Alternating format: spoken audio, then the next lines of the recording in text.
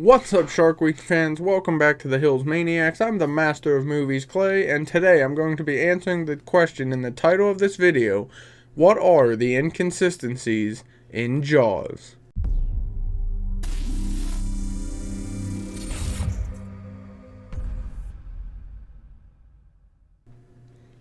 So, if you've checked out our channel before, I've done inconsistencies videos for the three Jurassic Park movies. I've done movies like Friday the 13th. And so basically what I do is I go in and I find these small details that either were or weren't added in and should have been or shouldn't have been, or plot holes that were never really filled in, or just something that, like, even if it's not important, just doesn't make sense, or clear as day, just doesn't fit with the scene that they were trying to film. And you'll see what I mean by that later on. So I wanted to do this for Jaws because it is the end of Shark Week now, and I did watch a few things from Shark Week, and I love Shark Week every year.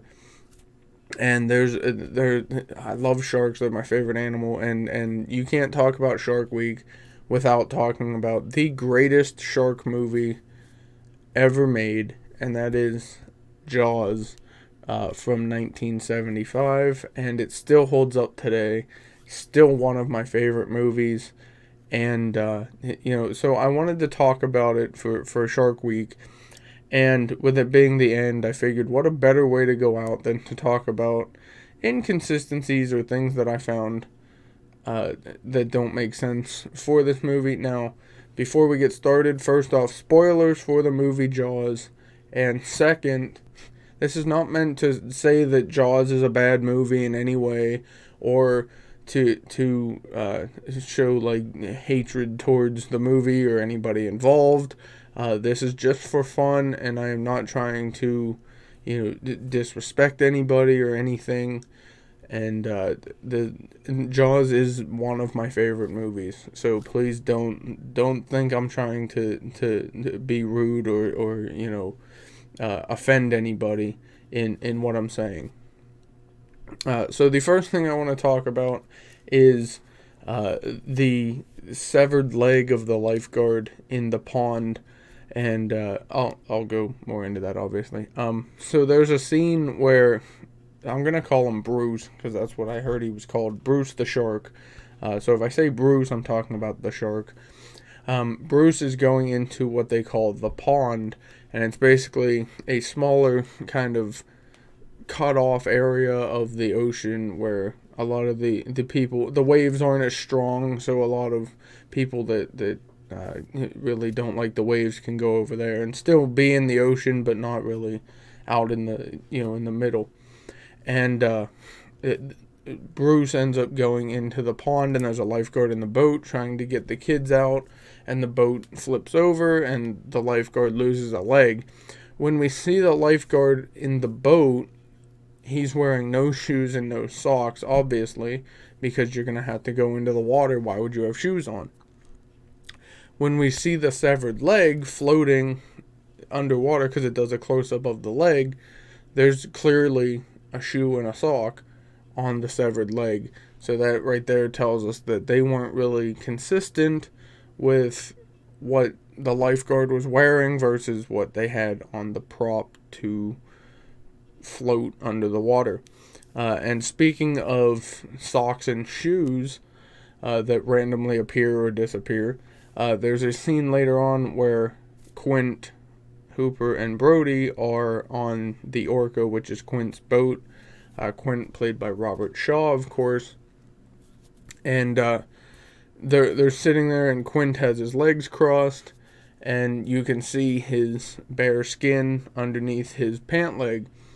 In the next scene, he's wearing different shoes and long black socks. It's the same scene, the next shot of the same scene, what I meant. It's the same scene, but just a different shot because it cuts to Brody and then comes back. And it's the same scene. It was all filmed together, just they changed the, it's meant to be the same time period, and he's now has socks on, which then disappear again later on. So they obviously filmed this at some different some different time. The next one I want to talk about is at the end of the movie when Brody shoots the tank and blows up the shark. The tank faces two different ways in the shark's mouth. It's at one point it's kind of long ways going across its mouth, and the next time we see it, it's almost like it's swallowing the tank, and and it makes it harder for Brody to shoot it, and I think that's why, because it was more suspenseful if it's facing one way versus the other.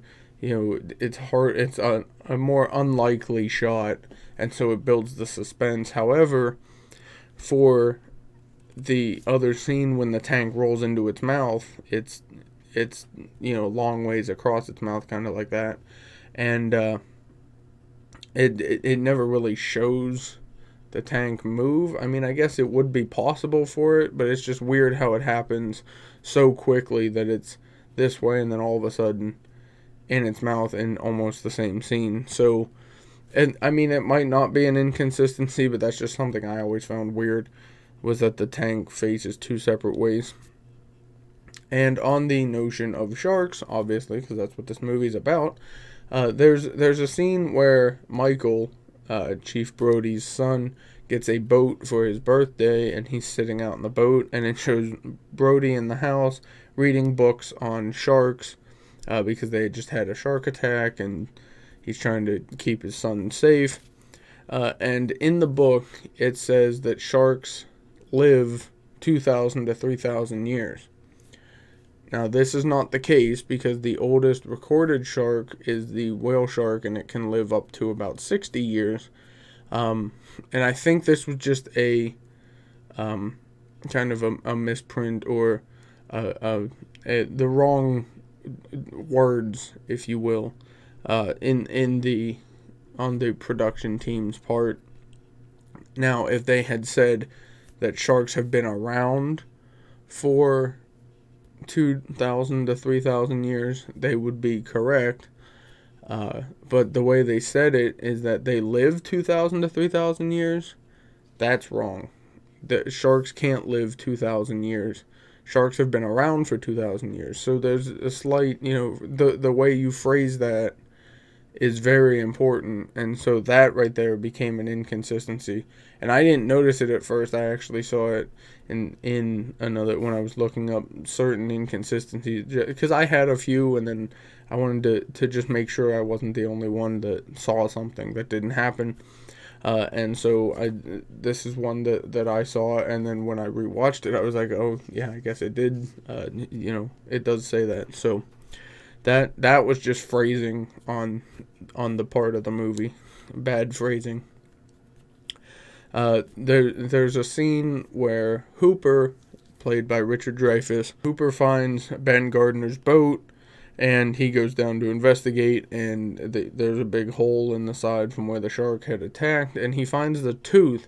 Now, the tooth is stuck in the hole with the sharp end, the pointy end facing up, and that's physically impossible for a shark that's biting into something.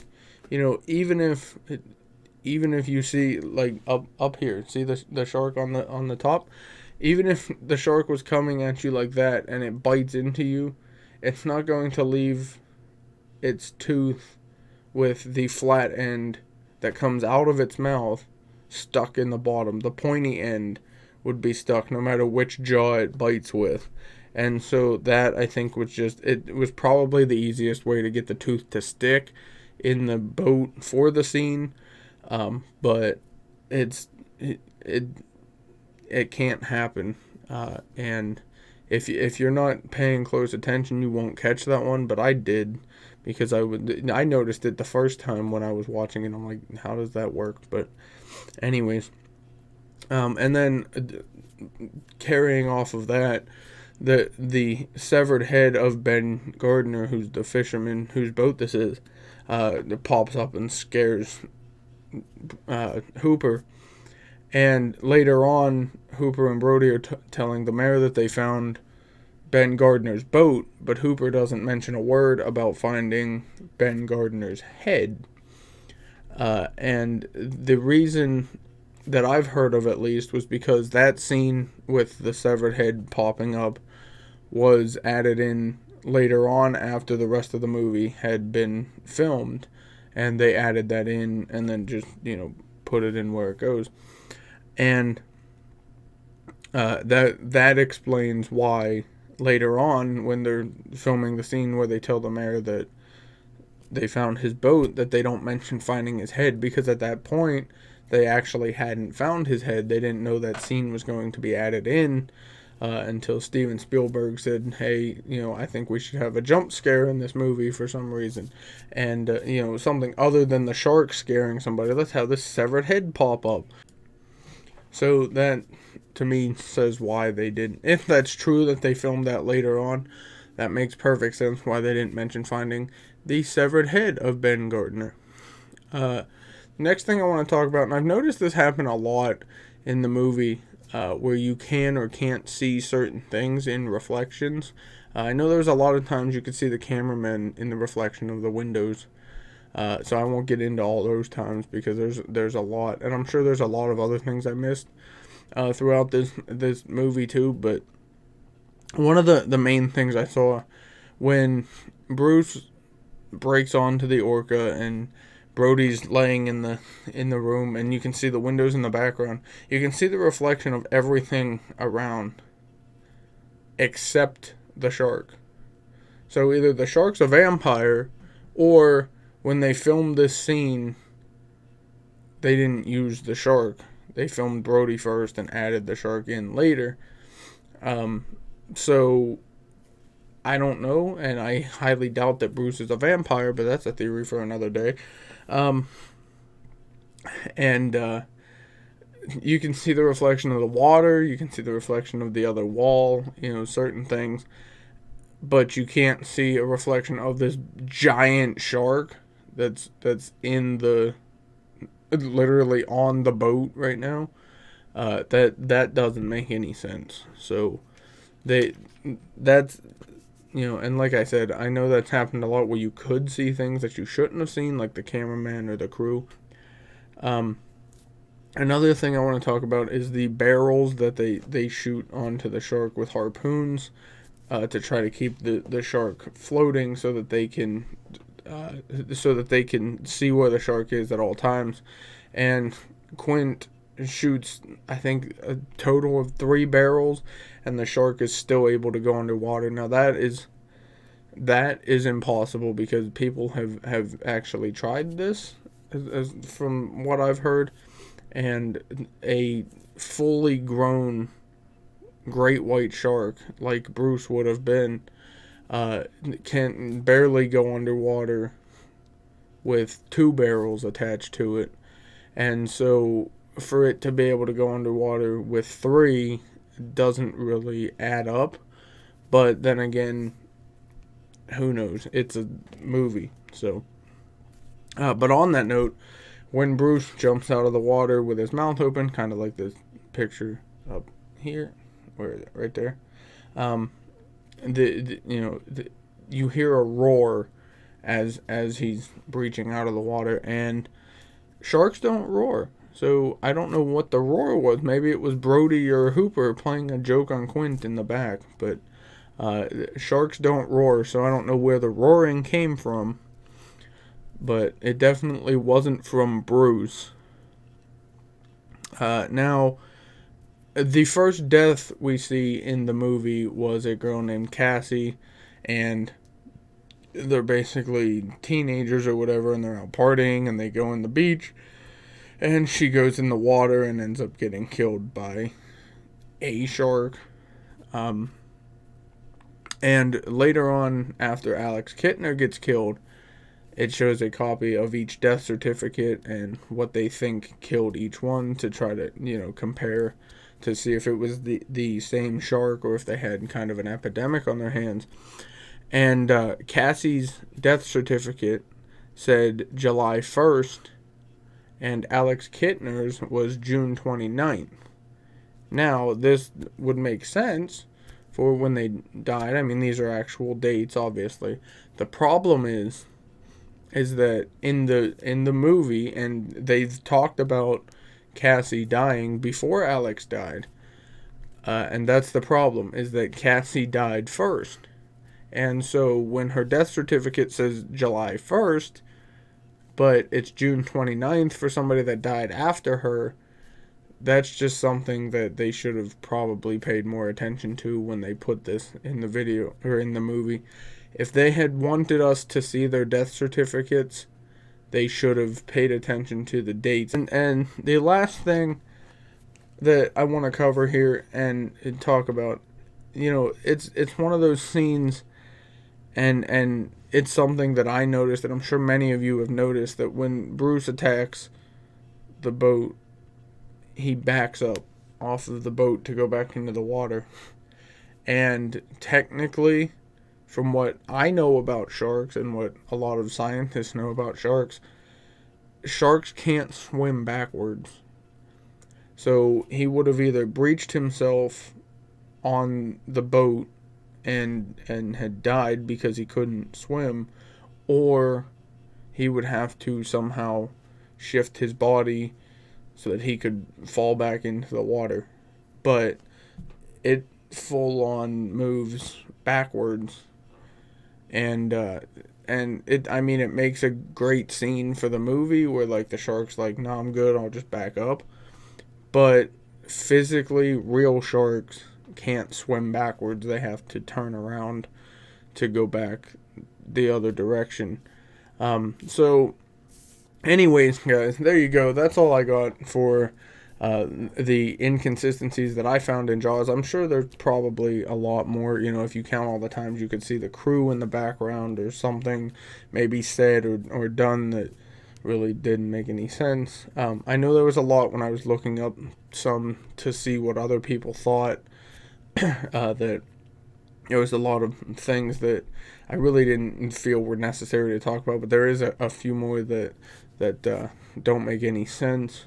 So there you go, guys. And again, this was not meant to say that Jaws is a bad movie, because it is one of my favorite movies, and I can look past the inconsistencies in this movie to show or to watch a great movie. So I hope you guys enjoyed this video, and if you haven't seen Jaws, even if it's not Shark Week, go check out Jaws, guys. I mean, it's a classic, and if you're into sharks or shark movies like I am, you'll definitely love it. And if you want to get scared and not go in the ocean ever again, go watch Jaws. And if you don't want to get scared and go back in the ocean, also go watch Jaws, because you might not get scared. Who knows? But anyways, guys, there you go. That's all I got. So I hope you guys enjoyed. Check out what else we got going on this channel, and I'll see you guys in the next one. Bye, guys. Subscribe.